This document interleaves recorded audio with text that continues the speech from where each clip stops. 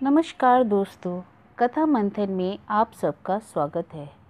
कथा मंथन में आज हम रविंद्रनाथ टैगोर की कहानी सुनाने जा रहे हैं जिसका नाम है सजा। सुबह के समय जब दुखीराम, रुई और छिदाम दोनों भाई सुबह मजदूरी करने के उद्देश्य से बाहर निकले, उस समय उनकी पत्नियों के बीच महाभारत छिड़ा हुआ था। किंतु प्रकृति के दैनिक नानाविध कलरव के समान इस कलह कोलाहल को सहने सुनने का मोहल्ले को लोगों को अभ्यास हो गया था।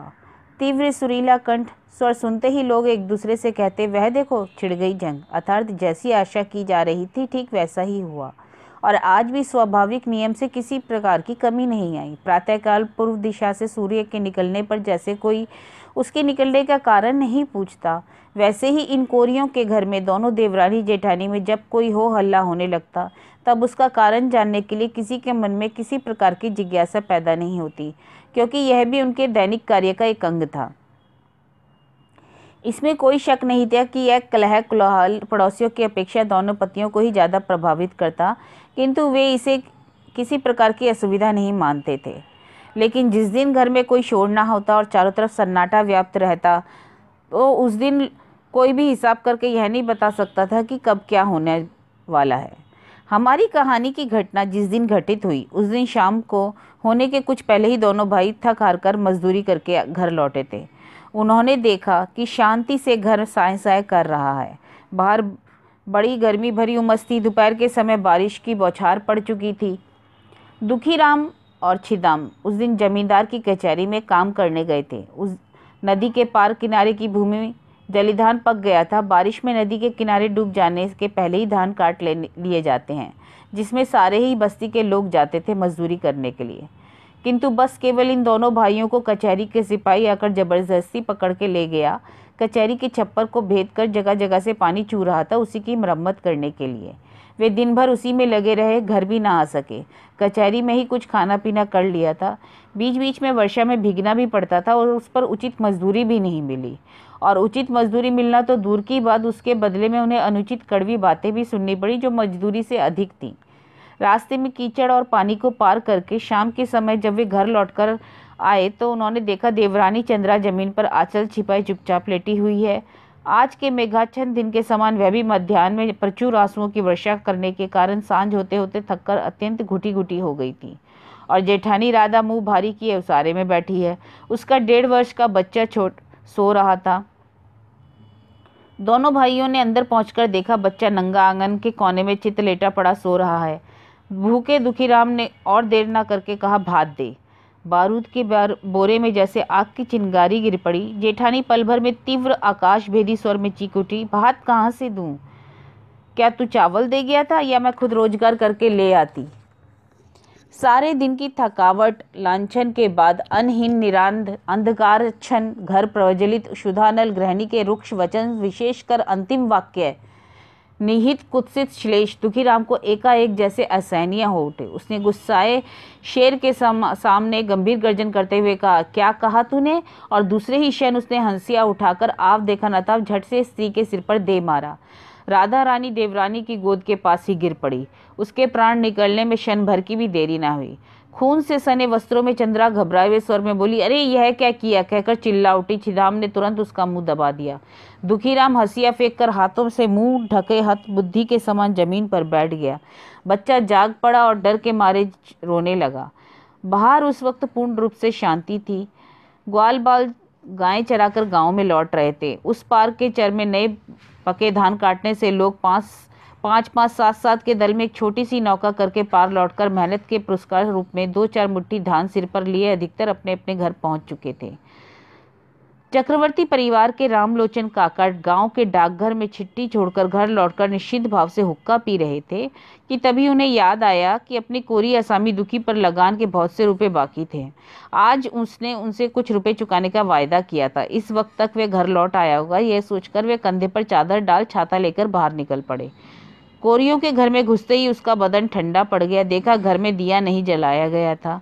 अंधेरे उसारे में 2-4 अंधेरी मूर्तियां अस्पष्ट दिख रही थीं। रह रहकर उसारे में एक कोने में से रोने की आवाज आ रही थी। बच्चे ज्यों ही माँ पुकारता, छिदाम उसका मुंह दबा देता। कुछ भयभीत होकर रामलोचन ने कहा, लगता है ये लोग काफी दुखी हैं। आखिर घर में हुआ क्या है? अब तक दुखी पत्थर की मूर्ति के समान शांत बैठा था, उसका नाम लेकर पुकारते ही वह अबोध बालक के समान रोने लगा।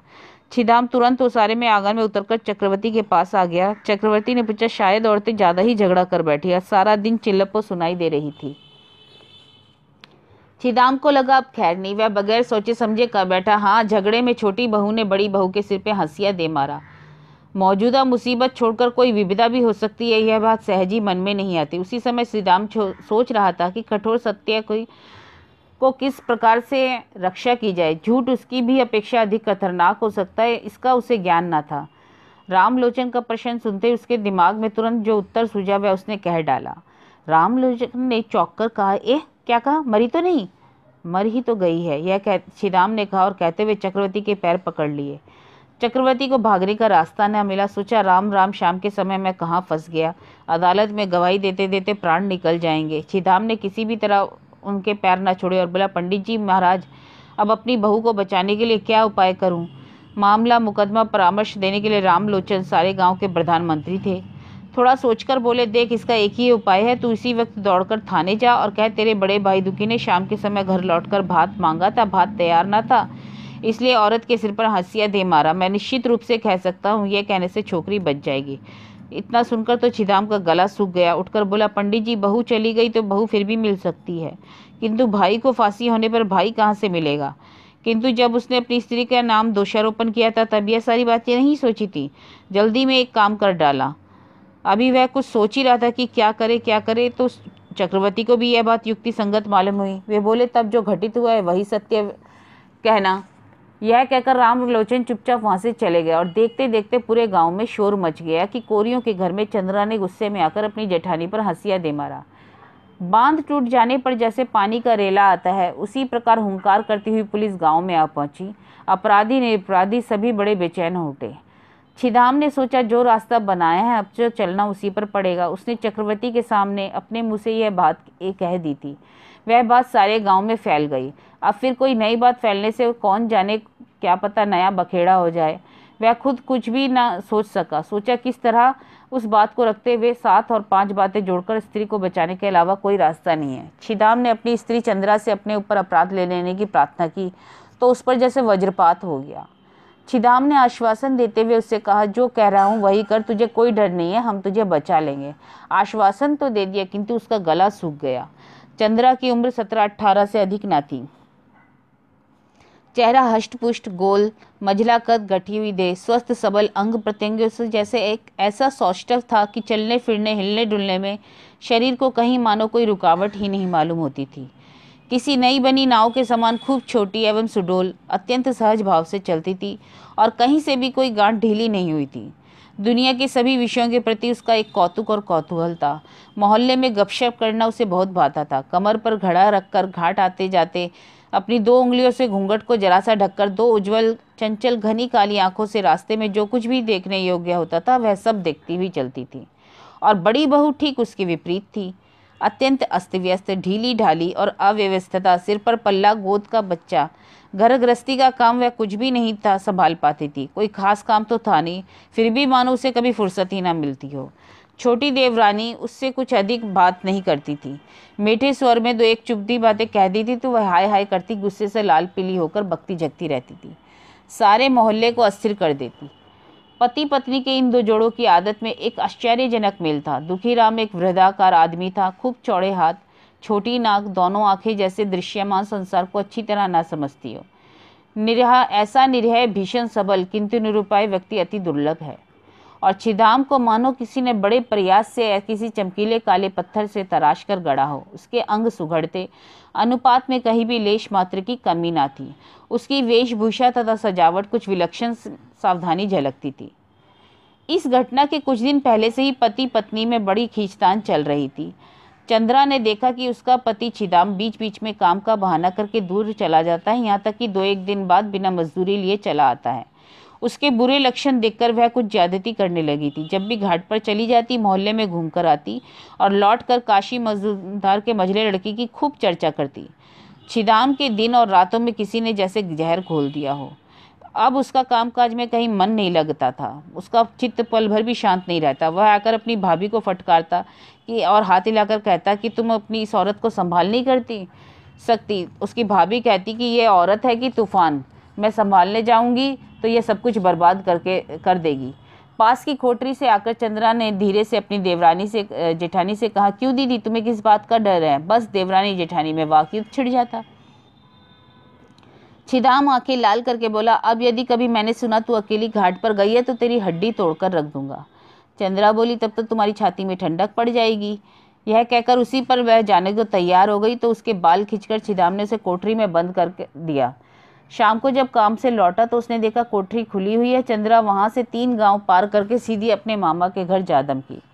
छिदाम वहां से काफी कोशिश करके अनेक मिन्नतों के बाद उसे घर लौटा कर लाया, किंतु इस बार उसने हार मान ली और उसने समझ लिया कि जिस तरह अंजलि भर पारे को मुट्ठी में बंद रखना कठिन है, वैसे ही इस स्त्री को मुट्ठी के जोर से पकड़कर रखना बहुत ही कठिन है।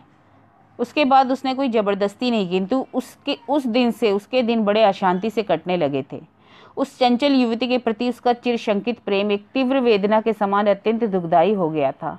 यहाँ तक कि वह कभी कभी उसके मन में आता कि यह मर जाए तो वह बेफिक्र होकर कुछ शांति पा सकता है। मनुष्य की जितनी जलन मनुष्य पर होती है उतनी यम पर भी नहीं। तभी घर में यह विपद घटना घट गई थी, इसलिए उसने चंद्रा का नाम लेने में जरा भी देर नहीं की। छिदाम ने आश्वासन दिया, तुम्हारे लिए डर की कोई बात नहीं। इतना कहकर वह पुलिस और मजिस्ट्रेट के सामने क्या कहना होगा यह बार बार सिखाने लगा, किंतु चंद्रा ने सारी लंबी कहानी तनिक भी नहीं सही। वह बस काठ की मूर्ति बनी जड़वत बैठी रही और सभी कामों में दुखी राम पूरी तरीके से छिदाम के ऊपर निर्भर रहता था। छिदाम ने जब चंद्रा के ऊपर दोषारोपण करने को कहा तो दुखी मन से बोला, तो फिर बहू का क्या होगा? छिदाम ने कहा, उसको मैं बचा लूंगा। वृद्ध का दुखीराम फिर बेफिक्र हो गया। छिदाम ने अपनी स्त्री को समझा दिया था कि तुझे क्या कहना है।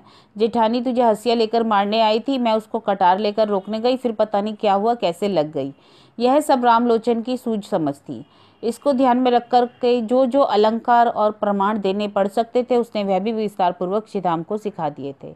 पुलिस आकर जांच पड़ताल करने लगी।